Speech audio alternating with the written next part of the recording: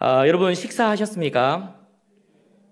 네. 저는 아직 식사를 못했는데 오늘 설교는 좀 먹는 이야기로 한번 시작해 볼까 합니다. 여러분들은 여러분들만의 맛집이 있습니까? 맛집. 매번 가도 질리지 않는 맛집. 저는요, 비 온 날이면, 그리고 오늘처럼 좀 이렇게 우중충한 날이면 꼭 이 음식이 땡기더라고요. 이 음식. 여러분 어떤 음식일까요? 예, 파전에 막걸리 그러면 안 됩니다. 여러분 비 온 날에는, 이렇게 우중충한 날에는 역시 짬뽕이죠. 짬뽕. 그죠? 지금은 사동으로 이전했는데 예전에 영대 뒤쪽 그 임당동에 이 몽짬뽕이 있었거든요. 몽짬뽕. 혹시 몽짬뽕 아십니까? 요즘에는 맛있으면 이런 표현을 쓰더라고요. 맛이 미쳤다. 사진 한번 보여주시죠. 여러분, 이게 몽짬뽕입니다. 몽짬뽕. 여러분 보십시오. 해물이고 고기고 각종 야채, 막 진한 국물까지 그야말로 미친 맛입니다. 미친 맛. 비 오는 날에, 몸이 찌뿌둥한 날에 그렇게 가서 이 짬뽕 한 그릇 딱 먹으면 그러면 어떻게 될까요? 정수리부터 땀이 팍 퍼집니다. 막 땀이 터져서 몸몸에 막 피가 돌고, 그러면서 이상하게도 몸이 개운해지는 것이죠. 이런 몽짬뽕 여러분 꼭 한번, 사동이 있습니다. 꼭 한번 드시기를 강력 추천합니다. 그러면 여러분 날씨가 더울 때는요, 더울 때 여러분 어떤 음식이 땡기십니까?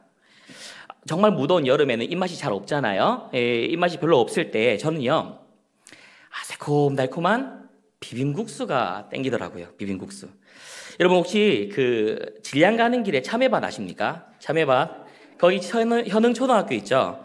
거기 근처에 보면 이금의 잔치국수집이 있습니다. 웃으시는 거 보니까 가보신 분들이 계시는 것 같네요. 저는 이곳에서 파는 비빔국수가 아직 제 인생에 있어서 랭킹 1위입니다. 랭킹 1위. 사진 한번 보여주실까요? 자, 오늘 정말 준비 잘했습니다. 그렇죠? 자, 사진을 보시면은 저렇게 매콤한 소스에 양배추가 이렇게 싹 썰어져서 나오죠. 제가 생각하기엔 이 양배추가 신의 한 수인데, 양배추가 비빔국수의 식감을 완전 이렇게 살려주죠. 이걸 잘 비벼가지고 이렇게 한 입 딱 먹으면 어떻게 됩니까? 입안에서 면과 양배추와 소스가 팍 어우러져가지고 춤을 추죠. 입안에서 환상의 파티가 열리는 것입니다. 사랑하는 여러분, 이번 여름에 이 집 비빔국수 꼭 맛보시기를 강력히 추천드립니다. 아멘 하실 뻔했죠. 아멘. 자, 제가 지금 간단하게 맛집 두 군데를 알려드렸습니다. 여러분들은 어떻습니까? 여러분들은 여러분들만의 맛집이 있으신가요? 자주 먹어도 또 먹고 싶고 자주 가도 또 가고 싶은 그런 맛집, 누군가에게 강력하게 추천해주고 싶은 그런 맛집이 있냐는 것입니다. 제가 예전에 이 갈릴리 청년부 사역을 할 때에요, 진짜로 행복한 선물을 받은 적이 있습니다. 이 선물은요, 제 모든 고민을 한 방에 해결해주는 선물이었습니다. 보통 우리가 밥 먹으려고 모이면 늘 고민이 있죠. 고민이 뭡니까? 메뉴 고민이죠. 메뉴 고민. 뭐 먹을까?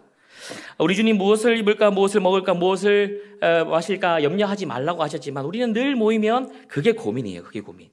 하나는 우리 리더들이랑 저녁을 먹기로 하고서 딱 모였는데, 역시 그날도 뭐 먹을지가 고민이었습니다. 뭐 먹을지.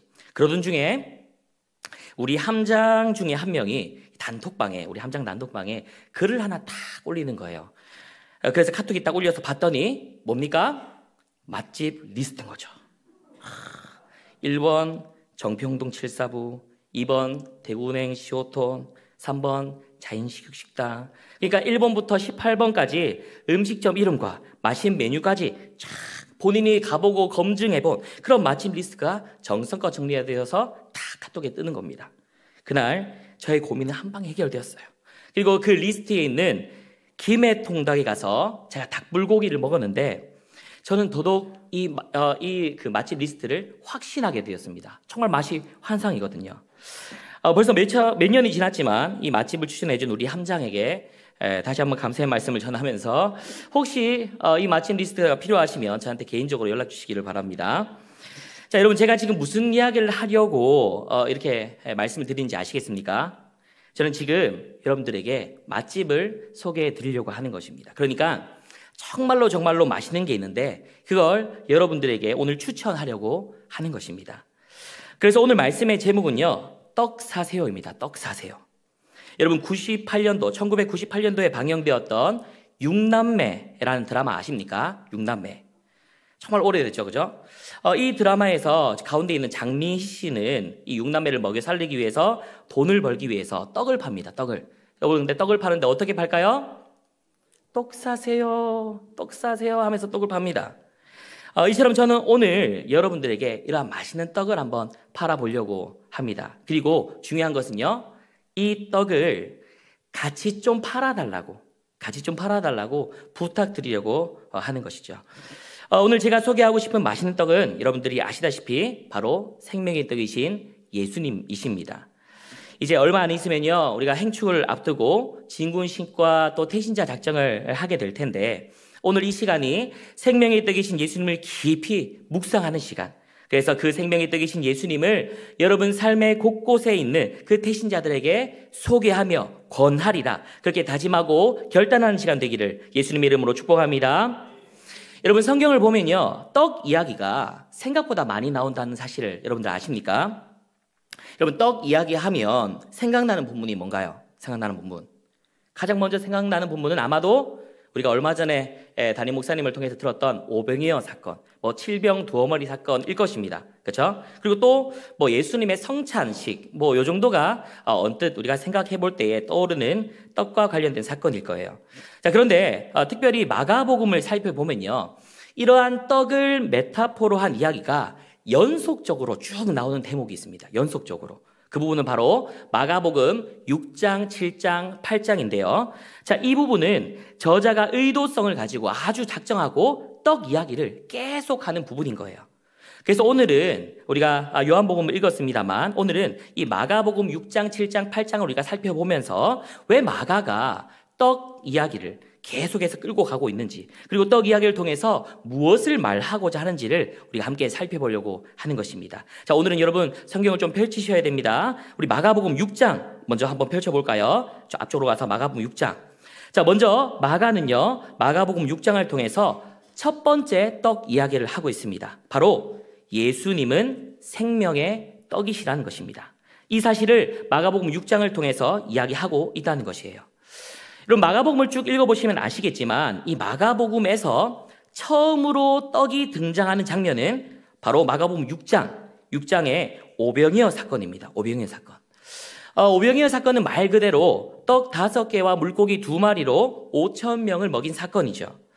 이 사건을 조금 더 자세히 살펴보면 예수님은 말씀을 듣기 위해 모인 사람들에게 하나님 나라의 일을 이야기하고 계십니다. 자, 그런데 그 말씀을 전하다 보니까 시간이 흘렀어요. 날이 저물게 되었습니다. 그래서 제자들은 빈들에 모인 사람들을 걱정하여 주변 마을로 보내서 뭘 사 먹게 좀 하자고, 그렇게 예수님께 제안을 하게 되죠. 그때에 우리 예수님 뭐라고 대답하십니까? 너희가 먹을 것을 주라 말씀하시죠. 여기에 제자들은 대답합니다. 떡 5개와 물고기 2마리가 있더이다. 여러분, 우리는 오병이어의 결말을 잘 알고 있습니다.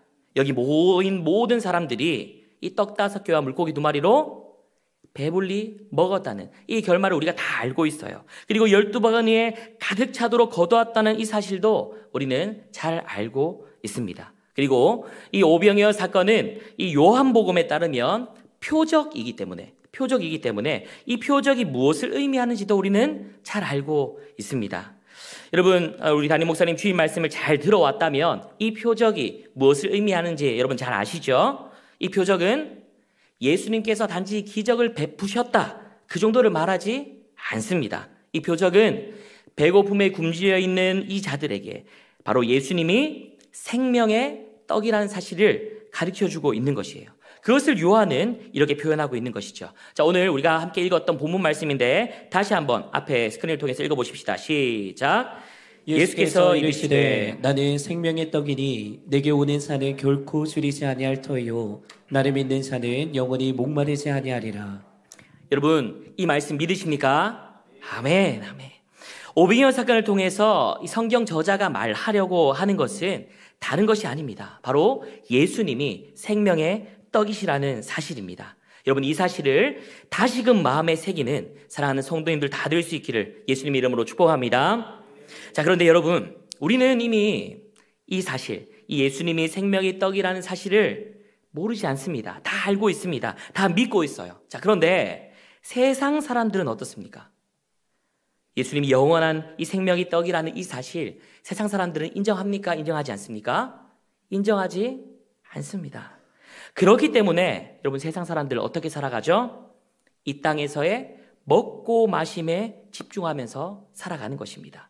더 좋은 거, 더 화려한 거, 그것을 계속 추구하면서 이 땅에서의 먹고 마심으로 마치 영원을 이룰 것처럼 그렇게 살아가는 것이죠. 마가는 이 마가복음을 읽는 독자들에게 이걸 대조해서 보여주고 싶었던 것입니다. 그래서 여러분, 마가복음 6장에 보시면 이 오병이어 사건 이전에 어떤 이야기가 나옵니까?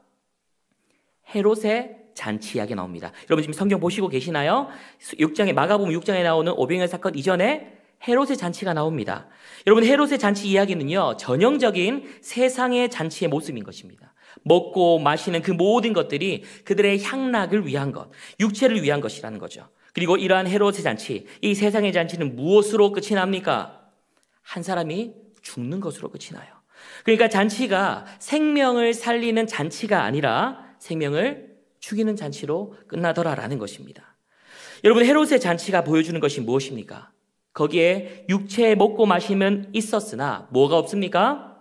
영원한 생명은 없더라는 것입니다. 그들의 잔치에서 생명 살리는 일은 없더라는 것이에요. 그들은 그들의 먹고 마심에 영원이 있는 줄 알았어요. 거기에 생명이 있는 줄 알았습니다. 그러나 영원한 것은 오직 생명의 떡이신 예수님께만 있는 줄 믿습니다. 그러므로 여러분, 우리는 생명의 떡이신 예수님을 내 사랑하는 태신자들에게 전해야 하는 것이에요. 권해야 되는 것입니다. 생명의 떡이신 예수님이야말로 유일한 영생의 길이기에, 천국 잔치를 누리는 그런 유일한 길이기에 우리는 예수님을 전해야만 하는 것이에요. 내 대신자가 세상 잔치에서 뭘 얻고자 기웃기웃거리고 있다면 거기에 소망이 없다고, 거기에는 영생이 없다고 그렇게 말해 주어야 하는 것입니다. 그런데 여러분, 우리 대신자를 보면 우리 대신자가 그런 소리 하지 말라고, 나는 이 땅에서 잘 먹고 잘 살고 있다고 복음 전하려고 하면 그렇게 이야기하는 사람들이 있을 수가 있습니다. 그래서 난 예수 필요 없다고, 당신이나 잘 가라고 그렇게 이야기할 수도 있어요. 그러나 우리는 한 번이고 두 번이고 할 수 있는 모든 방법을 동원해서 우리는 우리의 대신자들에게 나가야 하는 줄 믿습니다. 한 번, 두 번 거절당해도 계속 권해야 하는 것이에요. 왜 그렇습니까? 다른 이유가 아닙니다. 내 사랑하는 대신자니까. 그리고 예수님이 바로 세상이 줄 수 없는 영원한 생명의 떡이기 때문입니다. 사랑하는 여러분, 앞으로 다가올 이 행축을 준비하면서 진군식, 대신자 작정, 이 모든 일에 정말 마음 다해 참석할 수 있기를 예수님 이름으로 축복합니다. 아멘. 자, 근데 여러분, 예수님이 생명의 떡이라는 이 이야기를 다 듣고, 누군가가 다 듣고, 이 우리의 삶을 움직이는 이 일, 예수님이 생명의 떡이라는 사실을 듣고 우리의 삶을 움직여서, 그러니까 예수님을 전하는 이 일, 복음을 전하는 이 일이 여러분 쉽습니까? 어렵습니까? 결코 쉽지 않습니다. 우리라 하더라도 예수님이 생명의 떡이라는 사실을 들었지만 움직이는 거 쉽지 않아요. 예수님이 생명의 떡이라는 사실을 제대로 깨달았다면, 그 은혜를 안다면 우리는 마땅히 주님 말씀 따라 생명의 떡이신 예수님을 전해야 합니다. 그렇죠? 예수님을 제대로 바라보면서 살아가야 되는 것이에요. 어떤 종교적 형식이나 전통을 다 뛰어넘어서 은혜 주실 하나님 바라보면서 나가야 한다는 것입니다. 그러나 많은 사람들이 이 복음을 듣고도 딱 종교적 전통을 지키는 정도로만 신앙생활하는 것을 우리는 많이 보게 되죠. 그래서 마가는 이러한 우리들에게 두 번째 떡 이야기를 들려주고 있습니다. 마가복음 7장을 통해서 들려줄 두 번째 떡 이야기는요, 바로 예수님을 제대로 바라보라는 것입니다. 마가복음 6장에서의 떡 이야기는 오병이어 사건을 통해서 생명의 떡이신 예수님을 드러내는 이야기였습니다. 그렇죠? 자, 그런데 이 이야기를 듣고서 모두가 깨달아 알면 좋겠지만, 모두가 깨달아 정말 생명의 떡이신 예수님을 믿으면 참 좋겠지만, 지금도 그러하듯이 이 생명의 떡이신 예수님을 제대로 보는 사람과 그렇지 못한 사람, 이 두 가지 반으로 나뉜다는 걸 마가는 7장을 통해서 우리에게 설명하고 있습니다. 여러분, 7장을 이렇게 한번 넘겨보시겠습니까? 7장 전반부에 누가 나옵니까? 종교 지도자들이 나오고 있습니다. 종교 지도자들 어떤 사람이 나온다고 이야기하고 있죠? 바로 바리새인과 서기관들이 나온다고 이야기합니다. 이들은 유대교 전통을 아주 잘 지켰던 사람들입니다. 말하자면 모태신앙으로 태어나서 교회 문화에 아주 익숙했던 사람이라는 거예요. 자, 그런데 문제는 뭡니까? 이 유대교 전통은 잘 지켰지만 교회 문화에 익숙해서 모든 것들을 잘 지키고 통제 잘 따르고 늘 주일 성수하고 그런 건 잘 했지만 문제는 뭐라는 거예요? 참 생명의 떡이신 예수님을 제대로 알아보지 못했다는 것입니다. 그러니까 껍데기만 있을 뿐, 신앙의 껍데기만 있을 뿐 그 안에 참 생명, 복음, 은혜 이런 건 없었다는 거예요. 그들은 예수님의 제자들을 고발합니다. 어떤 걸로 고발하고 있는지 우리 함께 앞에 스크린을 통해 말씀을 읽습니다. 자, 함께 읽어보겠습니다. 시작. 이에 바리새인들과 서기관들이 예수께 묻되 어찌하여 당신의 제자들은 장로들의 전통을 준행하지 아니하고 부정한 손으로 떡을 먹나이까? 자, 지금 뭘 고발하고 있습니까? 왜 손 씻지 않고 떡 먹었냐고, 그걸 지금 고발하고 있는 것이에요. 장로들의 전통은 부정한 손으로 떡을 먹으면 안 된다는 것인데 예수님의 제자들이 지금 그 전통 어겼다고 말하고 있는 것입니다. 자, 여러분, 배고프면요, 그리고 눈앞에 정말 우리가 취해야 될 참떡이 있다면, 그것을 알았다면 여러분, 이거 어떻게 해야 됩니까?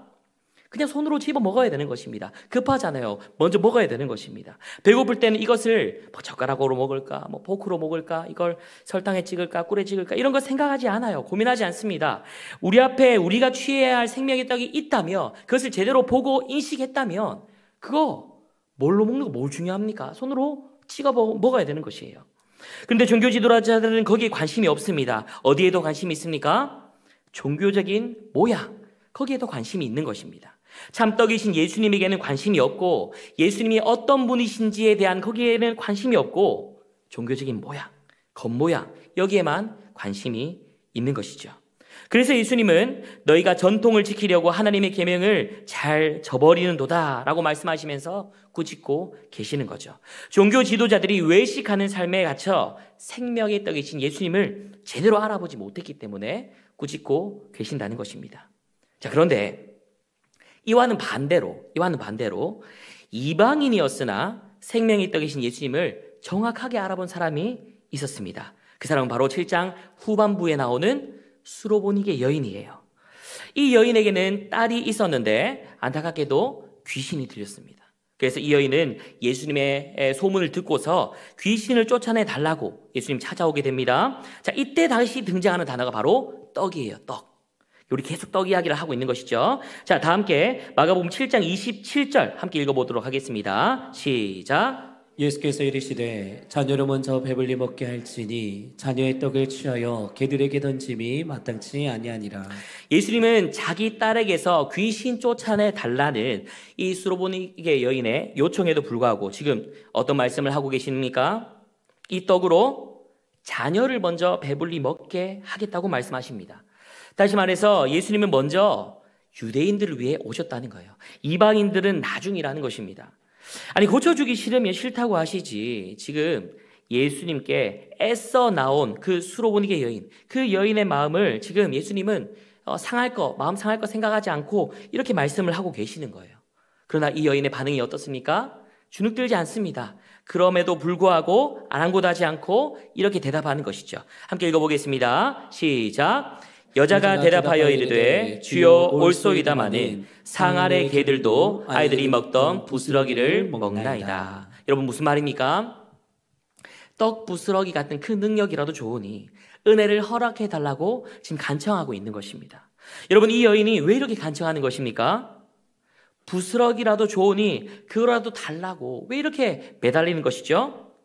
예수님이 생명의 떡이라는 사실을 알았기 때문입니다. 예수님이라면 이 부스러기 능력으로라도 생명 살릴 수 있음을 믿었기 때문에 이렇게 간청하고 있는 것이에요. 사랑하는 여러분, 예수님을 제대로 볼 수 있기를, 제대로 인식할 수 있기를 예수님의 이름으로 축복합니다. 이렇게 마가는 의도적으로 이렇게 생명의 떡이신 예수님을 알아본 자와 그렇지 못한 자를 대조하고 있습니다. 그러면서 우리의 삶에 이렇게 질문을 던지고 있는 것이죠. 너희는 예수님을 제대로 바라보고 있는가? 그래서 종교적 전통에 갇히지 않고 그걸 뛰어넘어서 날마다 은혜 구하며 나아가는 그런 삶을 살아가고 있느냐? 너희는 그렇게 살아가고 있느냐라고 질문을 던지고 있는 것입니다. 여러분들 어떻습니까? 여러분들은 하나님의 은혜로 주신 그 아들 예수 그리스도를 정말로 참 생명의 떡으로 여기고 제대로 알고 그 부스러기 은혜라도 좋으니 늘 주의 은혜 가운데 거하며 사모하며 사시기를 그렇게 원하고 살아가고 계십니까? 아니면 주신 은혜 그것도 다 잊어버린 채 그저 신앙의 겉모양에만 몰두하면서 살아가고 계십니까? 여러분 어느 쪽이십니까?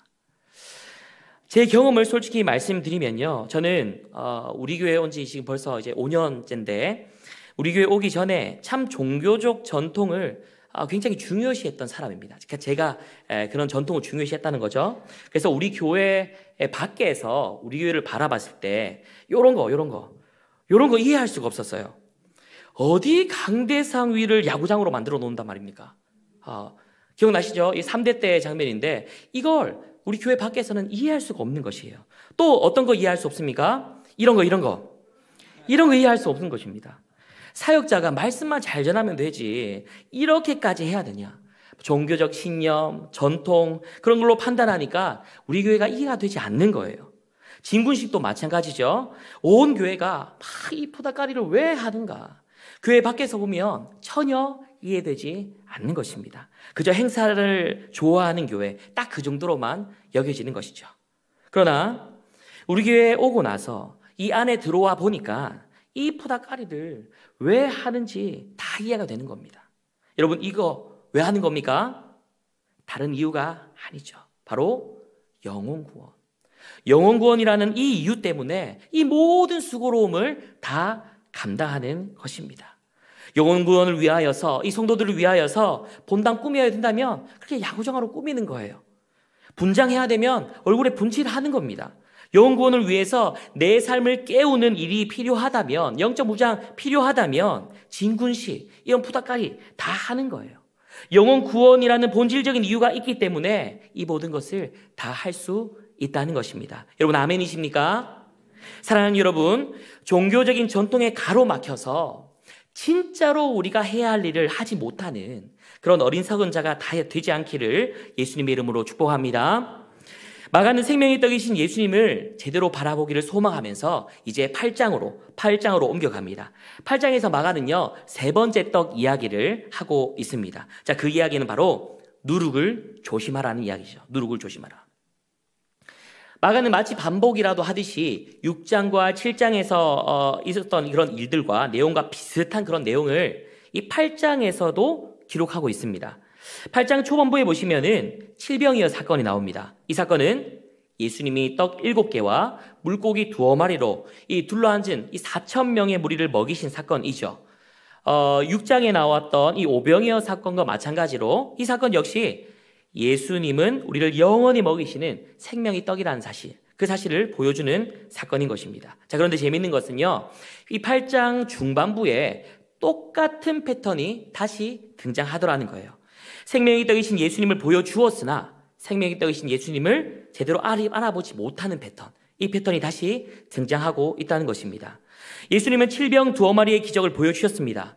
그래서 자신이 생명의 떡이심을 보여주셨어요. 그러나 그것을 잊어버린 제자들의 모습, 그 제자들의 모습이 8장에도 등장한다는 것이죠. 상황은 이렇습니다. 마가복음 8장 14절 말씀을 같이 한번 읽어볼까요? 시작. 제자들이 떡 가져오기를 잊었음에 배에 떡 1개밖에 그들에게 없더라. 칠병이어 사건 이후에 제자들은 떡 가져오는 것을 잊어버렸습니다. 그리고는 배에 탔어요. 그런데 배에 보니까 떡 하나밖에 없는 것입니다. 아마도 이 말의 요점은 제자들이 생각하기에 이 떡 하나로는 우리 배에 앉은 이 12제자가 먹기에 부족하다, 적절하지 않다라는 뜻일 거예요. 떡 5개와 떡 7개가 수많은 무리들을 먹이는데 적절하지 않다고 그렇게 생각했던 것과 마찬가지로 제자들은 지금 우리 안에 있는 떡 하나, 이게 하나밖에 없다라고 말하면서 아직도 생명의 떡이신 예수님을 제대로 깨닫지 못하는 것입니다. 그러한 제자들을 향하여서 예수님은 이렇게 말씀하시죠. 같이 한번 읽습니다. 시작. 예수께서 경고하여 이르시되 삼가 바리새인의 누룩과 헤롯의 누룩을 주의하라. 여러분, 여기서 우리는 떡과 누룩의 관계를 알아야 됩니다. 성경이 말하는 떡은 사실 빵이죠. 그런데 이 빵은 우리가 크게 두 가지로 구분할 수 있습니다. 누룩을 넣은 빵과 누룩을 넣지 않은 빵. 당시에는 빵을 발효하여서 부풀게 하는 이 누룩을 상하고 부패한 것으로 여겼습니다. 즉 썩고 변질되는 과정으로 여겼고 죄악을 상징하는 것으로 이렇게 누룩을 이해했다는 것입니다. 그래서 소재로 하나님께 제사를 드릴 때에는 곡식에 누룩을 넣지 않는 것이죠. 이처럼 일반적으로 이 성경에서의 누룩은 부풀게 하고 변질되게 하고 부패하게 만든다는 의미를 가집니다. 그래서 바울은 이 고린도의 타락한 자들을 향하여서 이렇게 말씀하는 것이죠. 자, 이 부분 함께 읽어보도록 하겠습니다. 시작. 너희가 자랑하는 것이 옳지 아니하도다. 적은 누룩이 온 덩어리에 퍼지는 것을 알지 못하느냐. 너희는 누룩 없는 자인데 새 덩어리가 되기 위하여 묵은 누룩을 내버리라. 우리의 유월절 양 곧 그리스도께서 희생되셨느니라. 이러므로 우리가 명절을 지키되 묵은 누룩으로도 말고 악하고 악의에 찬 누룩으로도 말고 누룩이 없이 오직 순전함과 진실함의 떡으로 하자. 바울은 이야기합니다. 너희는 누룩이 없는 자들인데 어느새 너희 안에 종교적 부패와 죄성과 도덕적 타락으로 누룩이 생겨버렸다는 거예요. 그리고 그 적은 누룩이 온 덩이에 퍼지는 것을 알지 못하느냐라고 말하면서 너희 안에 누룩을 제거하라 라고 말하는 것입니다. 누룩을 제거하고 오직 순전한 자들이 되라, 진실한 자들이 되라 라고 권면하고 있는 것이죠. 마찬가지입니다. 지금 예수님도 제자들에게, 더 나아가서 우리들에게 바리새인과 헤롯의 누룩을 주의하라 말씀하시는 거예요. 누룩을 제거하라. 생명이 되신 예수님을 제대로 바라보라고 말씀하고 계신다는 것입니다. 오병이어와 칠병이어 사건을 경험했음에도 불구하고 여전히 깨닫지 못하고 있으니까 예수님은 너희 마음의 누룩을 제거하라 그렇게 말씀하고 계신다는 거예요. 성경은 이 당시에 제자들의 상태를 이렇게 말하고 있습니다. 예수께서 하시고 이르시되 너희가 어찌 떡이 없으므로 수근거리느냐. 아직도 알지 못하며 깨닫지 못하느냐. 너희 마음이 둔하냐.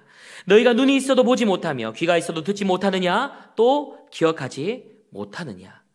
눈이 있어도 보지 못하는 상황, 귀가 있어도 듣지 못하는 상황, 생명이 되신 예수님을 드러내 보여주었음에도 불구하고 기억하지 못하는 상황이 바로 마음에 누룩이 생긴 제자들의 모습인 것입니다.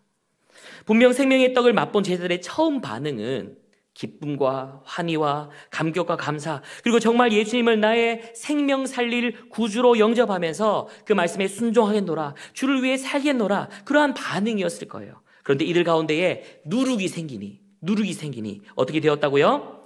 좀 전에 5,000명을 먹이고 4,000명을 먹인 그 기적을 경험했음에도 불구하고 생명의 떡이신 예수님을 경험했음에도 불구하고 여전히 떡을 찾고 떡이 없으므로 수근거리고 참 생명의 떡이 누구신지 기억하지 못하는 그런 자들이 되어버렸다고 성경은 이야기하고 있는 것입니다. 사명을 다 잃어버리고 교회만 왔다 갔다 하는 그런 능력 없는 껍데기뿐인 그리스도인이 되어버렸다고 말하는 것이에요. 사랑하는 여러분, 여러분들은 어떠십니까? 여러분들은 이 누룩에서 안전하십니까? 혹시 여러분들 신앙생활을 변질되도록 만드는 이 누룩을 여러분 안에 방치하고 계시지는 않습니까? 은혜 받은 자답게 살지 못하게 만드는 그 누룩, 구령의 열정을 다 식어버리게 만드는 그 누룩, 더 나아가 참 생명의 떡이신 예수님을 제대로 바라보지 못하게 만드는 누룩, 혹시 여러분 안에 그 누룩이 있다면 오늘 당장 제거해버릴 수 있기를 예수님 이름으로 축복합니다. 말씀의 결론을 맺을게요. 여러분, 며칠 뒤에 우리는 진군식으로 나가게 됩니다. 교구별로, 부서별로 막 북치고 장구치고 막 춤추고 노래하고 또 구호도 외치죠. 이 영적 전쟁을 선포하는 진군식으로 우리가 나가게 돼요. 여러분, 이 난리 외치는 것입니까? 이 난리, 그리스도의 군사라는 우리의 정체성을 일깨우기 위해서 이 난리 치는 겁니다. 그리고 그리스도의 군사임을 일깨웠다면, 정체성을 확인했다면 그 뒤에 뭘 하자는 거예요? 진짜 중요한 것이죠. 대신자 작정을 제대로 하자는 겁니다. 우리의 대신자에게 이 생명의 떡이신 예수님을 전하자는 거예요. 생명의 떡이신 예수님을 소개하자라는 것입니다. 사랑하는 사람에게 맛집을 강력하게 권하듯이, 사랑하는 사람을 맛집에 데려가듯이 예수님을 강력하게 권하자는 거예요. 예수님께로 인도하자라는 것입니다. 때론 진군식이나 대신자 작정이나 행축이 개인의 종교적 전통이나 신념과 충돌할 수가 있습니다. 그래서 이거 왜 하나 싶기도 하죠. 또한 마음에 생긴 이 누룩 때문에 이 대신자 작정, 또 전도 이런 거 별로 하고 싶지 않을 수도 있습니다. 그러나 여러분, 이거 꼭 기억하십시오. 여러분이 생명의 떡을 누림으로 영생을 얻었습니다. 그렇게 했듯이 누군가는 여러분들이 전한 그 생명의 떡, 예수님으로 말미암아 영생을 얻게 될 것이에요. 여러분들의 대신자가 생명의 떡이신 예수님을 제대로 맛보고 행복해하는 모습, 그리고 대신자가 주 안에서 풍성히 누리는 그 모습을 꿈꾸며 이 예수님이라는 생명의 떡을 대신자들에게 많이 많이 팔 수 있기를 예수님의 이름으로 축복합니다. 그리고 그 마음으로 우리 진군식에도 정말 마음 다해 참석할 수 있기를 예수님의 이름으로 축복합니다. 아멘. 함께 기도하도록 하겠습니다.